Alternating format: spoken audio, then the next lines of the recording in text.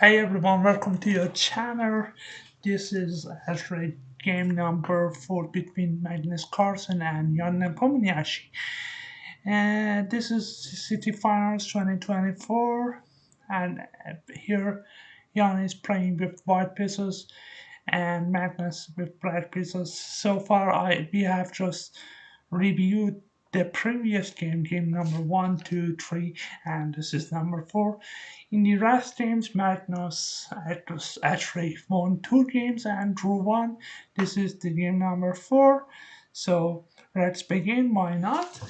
Please don't forget actually to keep the thumbs up, and please also comment on this video if you liked it, and please also make sure that you have subbed to the channel. That would be just very encouraging for me to put actually more energy and more interesting videos on the channel. So let's begin.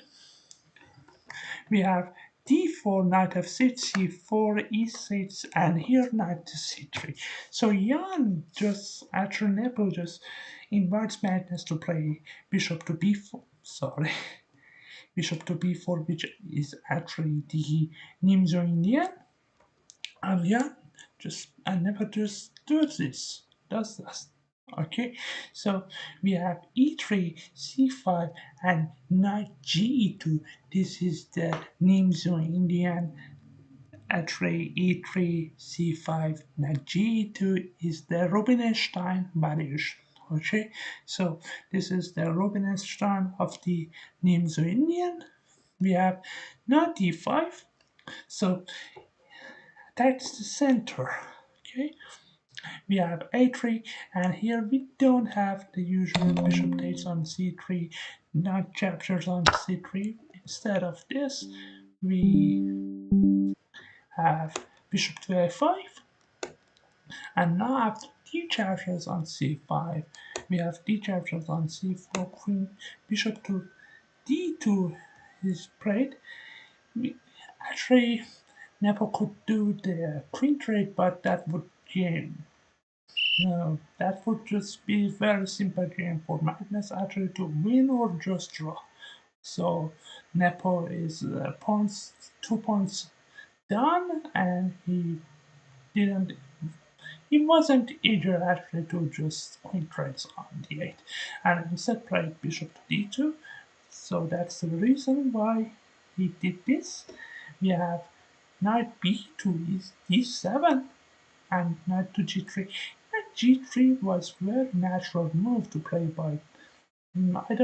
I really actually don't understand and don't know why actually does the Nepo spent a lot of time on knight g3, because we are just in this attacking the pawn. So knight g3, knight takes on c5, and here knight we have bishop captures on c4, and bishops to c7. So, and here knight to d3 is a serious threat. In the last position,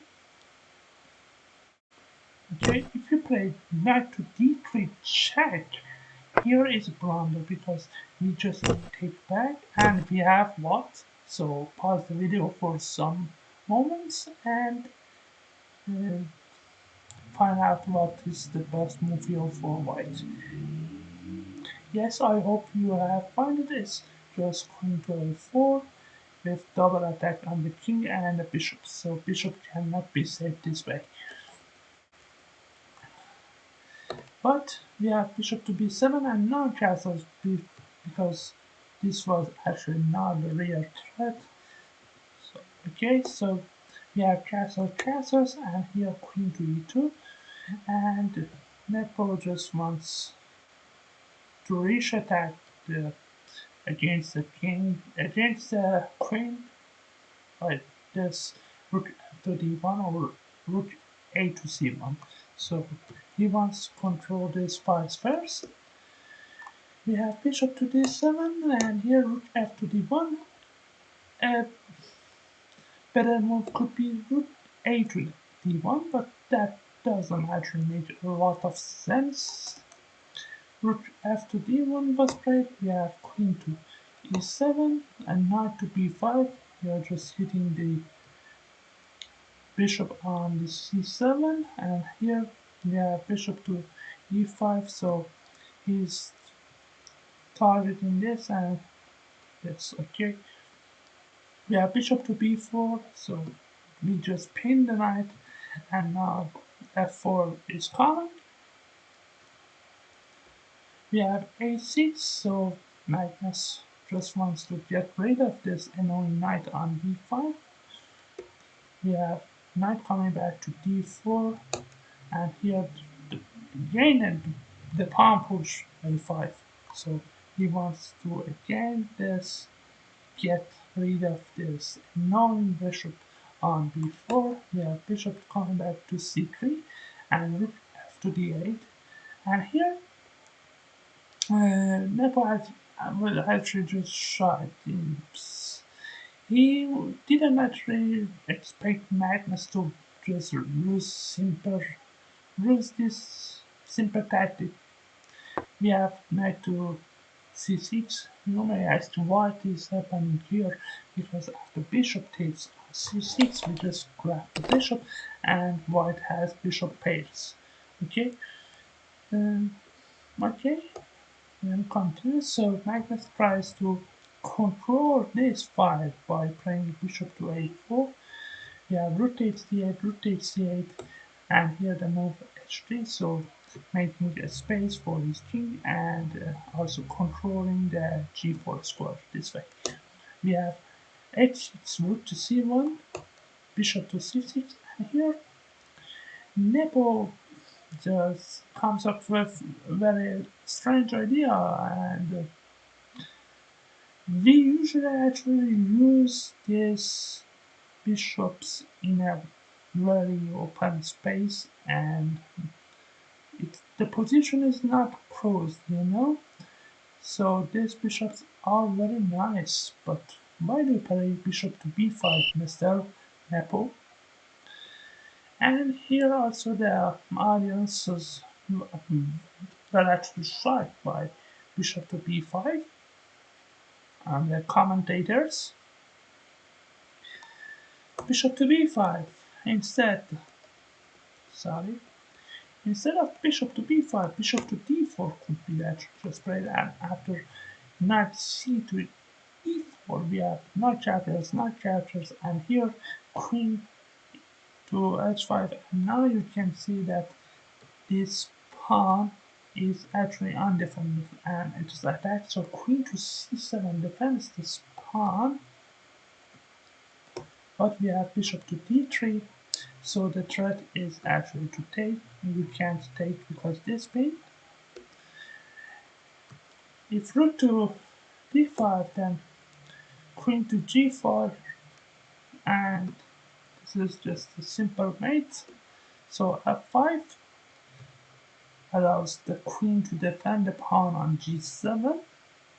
We have queen to g6, and after knight to f6, you may tell me that you're just hanging the knight, but you're also hanging your bishop on d3. Okay, so after you take, I just take this. So that's why bishop to b1, and queen to f7, queen to g3 could be possible, and the game could continue with a slight advantage for Jan Nepo. But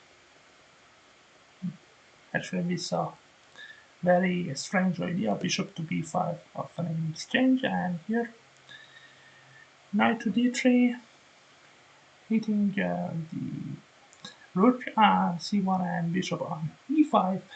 Here we have rook to c7.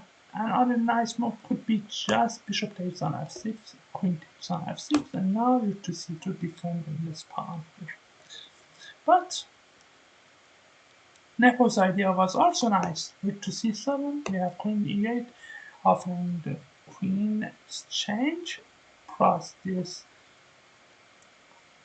exchange for the knight versus, bishop. We have rook takes on b7, so Nepo manages to win a pawn like this. Queen takes, rook takes back, and knight takes on e5, rook takes on e5, and here rook infiltrates, rook to d1 check. We have knight to f1. You may ask why king h2 was not possible because of this, and then the rook is kind of trapped. Okay, and Magnus can execute attack with this rook to d2 to attack rook the pawn on f2 and the pawn on b2. So that's why knight to f1 was played. We have a4 gaining space and also getting away from rook takes on a5. We have g4. You may actually tell yourself why this move was not played because of knight here and knight here was threat. So f3 and after knight you can actually play a check and it takes a4, but you are a piece down, for example. So actually Nepo understood it deeply and didn't play rook to a5 to be able to take on a4 because of this problem here.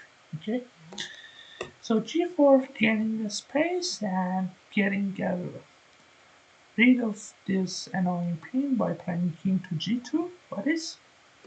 We have knight to d5, so and we have rook to e4 attacking the pawn on e4. And after rook to b1, rook takes on a4, rook takes on b2, we have knight to g3, and here knight to c3 attacking the rook. We have rook.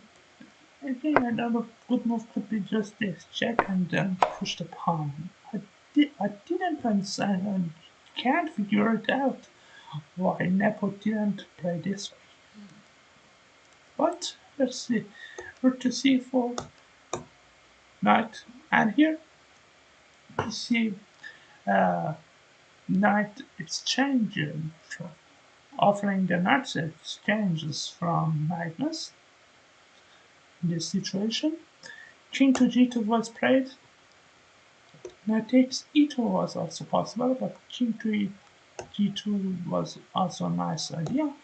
Takes takes, and here in this position we are just front of our pawn, so the pawn can be pushed.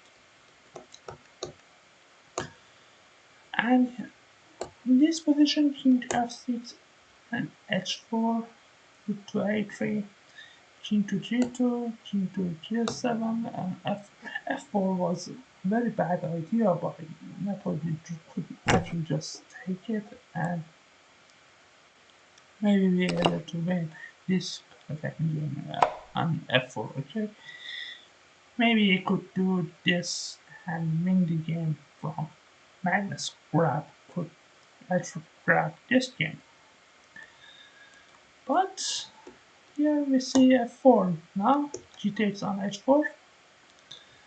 Without rest, we have now e4, we have e5, so it takes another pawn, and now this move rook to g3, rook to h3, check, check, check, and coming back to this. And here you can, you can't actually try to go this because this pawn is passive and you don't have any chance to win this game. After king to g2, rook g3, king to h2, it was just a draw. Hope you enjoyed this video and this game.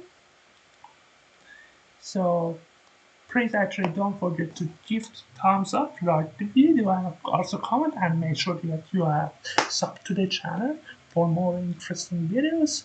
Be with us. It is your channel. Bye for now. See you next time.